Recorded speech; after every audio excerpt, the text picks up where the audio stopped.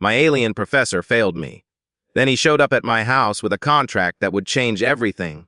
I should start by saying I deserved that F maybe. Professor Cale Vornis taught advanced quantum theory at Caldwell University. He was Zenthari, one of the first alien species to integrate into human academia after first contact. Most students avoided his classes. Too hard, they said. Too strange. But I needed the credits, so I signed up. Cale didn't look threatening. He was tall, maybe 7 feet, with pale violet skin that shimmered under fluorescent lights. 4 arms, black eyes with no pupils, just endless depth. He wore Earth clothes, perfectly tailored suits, but moved like liquid, smooth and deliberate. His voice was soft, precise, with a faint accent that reminded me of wind chimes. I thought I could handle it. I was wrong. The final exam destroyed me. I studied for weeks, memorized equations, practiced problems until my hands cramped. But when I sat down in that exam hall, I realized I understood nothing. Not really.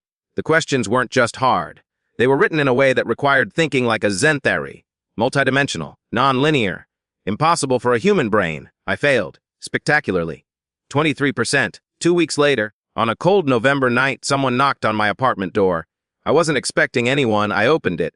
Cale stood there, holding a leather briefcase. His black eyes fixed on me. "Miss Rivera," he said calmly. "May I come in?" I stared.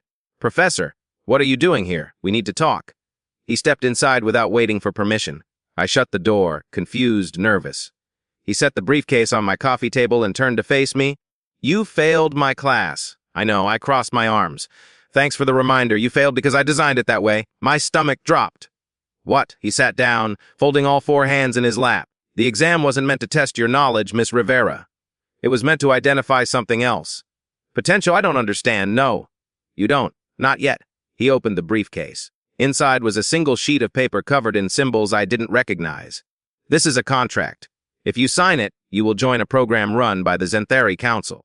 A program that trains humans for work most of your species cannot comprehend work." "What kind of work?" "Negotiation, diplomacy, problem solving on a galactic scale." He leaned forward. "Humans are unique, Miss Rivera. Your species thinks in ways others cannot. Chaotic, emotional, unpredictable. In the right hands, that's a weapon. In the wrong hands, it's chaos." I sat down slowly. "You're recruiting me." "Yes, but not everyone qualifies. Out of 300 students in my class this semester, only 5 failed in the specific way you did. You didn't just get the answers wrong. You attempted solutions no Zenthari would ever consider. Irrational. Dangerous. Brilliant." I laughed bitterly. "So I'm brilliant because I'm stupid? No. You're brilliant because you see possibilities we don't." He tapped the contract. "The program is 3 years.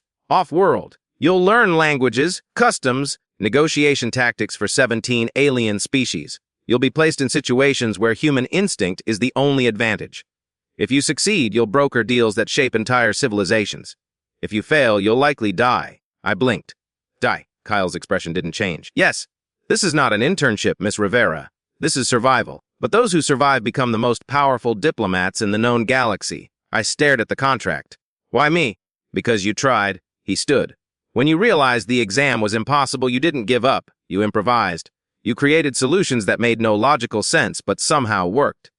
That's what we need." I picked up the paper. The symbols glowed faintly. "What if I say no? Then you retake my class next semester. Probably fail again, graduate late. Get a job somewhere. Live a normal life." He walked to the door. "But you'll always wonder." He was right.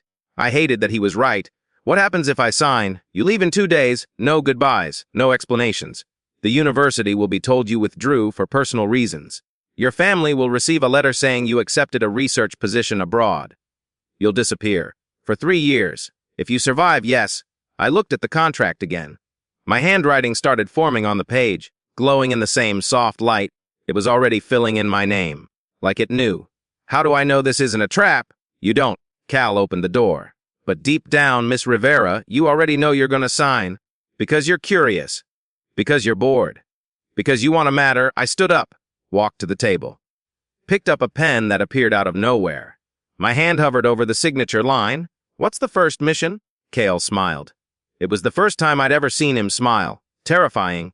"You'll negotiate a peace treaty between 2 species who've been at war for 600 years. They hate each other. They'll hate you more. But if you succeed, 17 billion lives will be saved. And if I fail, you'll be executed as a war criminal." I laughed. It was either that or scream. "You're serious." "Completely." I signed. The contract burned. Not painfully. Just warm. The symbols rearranged themselves, locking into place. Cal took the paper, folded it, and tucked it into his jacket. Pack light, he said. We leave at dawn. Wait, I have questions. You'll have answers. Eventually, he stepped into the hallway. Welcome to the Accord, Miss Rivera. Try not to die. The door closed. I stood there, alone, heart racing. What did I just do? 2 days later, I was on a ship heading past Jupiter. No turning back. No second chances. The training was brutal. They broke me down in the first month. Rebuilt me in the second. By the end of the first year, I could speak 4 alien languages, read micro-expressions across species, and negotiate under pressure that would shatter most people. The mission Cal mentioned. I survived. Barely. The treaty held. 17 billion lives saved. I became a legend in circles most humans will never know exist. But sometimes, late night, I think about that exam. That F, and I wonder if KL saw something in me I didn't see in myself. Or if he just needed someone desperate enough to say yes. Either way, I'm here now. 3 years later. Still alive. Still fighting. And I wouldn't change a thing.